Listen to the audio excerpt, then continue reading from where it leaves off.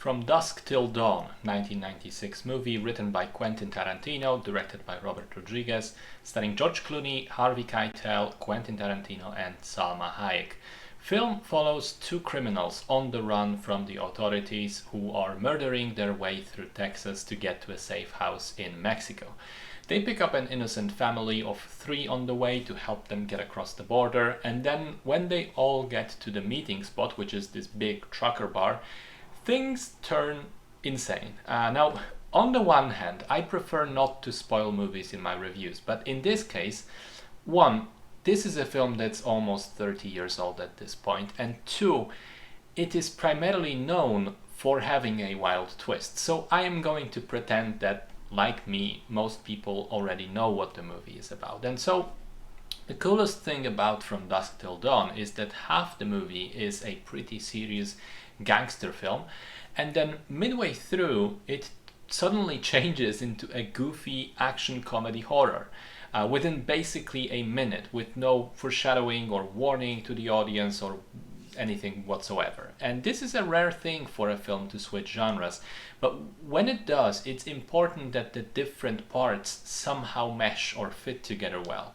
And the interesting thing for me with From Dusk Till Dawn is that they don't necessarily fit all that well. They are too different, wildly different in fact. The interestingly built characters from the first half suddenly turn into action figures in the second. Dialogue is replaced by action, tension by goofy fun.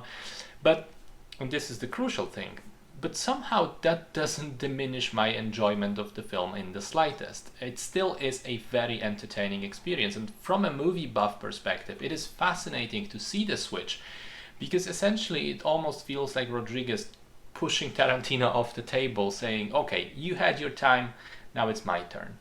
These two guys both have very distinct styles, and they're incredibly visible throughout both halves of the movie, each in their own. So it is cool that way. It's also got some really memorable scenes, some cool one-liners, great makeup and prosthetics, where they dealt with some budget limitations in very creative ways. Apparently, for the final act, they only had 6 full bodysuits for the vampires available, and so they had to use like trick photography and clever editing to make it seem like there's more and more of those characters. It's just a fun film to experience, even if you know the twist is coming. Which, by the way, I admire the fact that it was never advertised or revealed in the movie's marketing. I am one of those few people who love going into the movie blind, not knowing what to expect, and I love when a movie just, turns completely on its head and becomes something totally different than I anticipated. And I know a lot of people do not like that. People like to know when they are going into a horror film or a crime film or whatever else.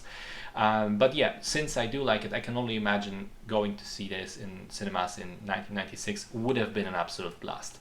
Also, as a final point, I can't help but laugh at the fact that Tarantino wrote a character for himself to play who ends up licking tequila off the foot of a young and gorgeous Salma Hayek.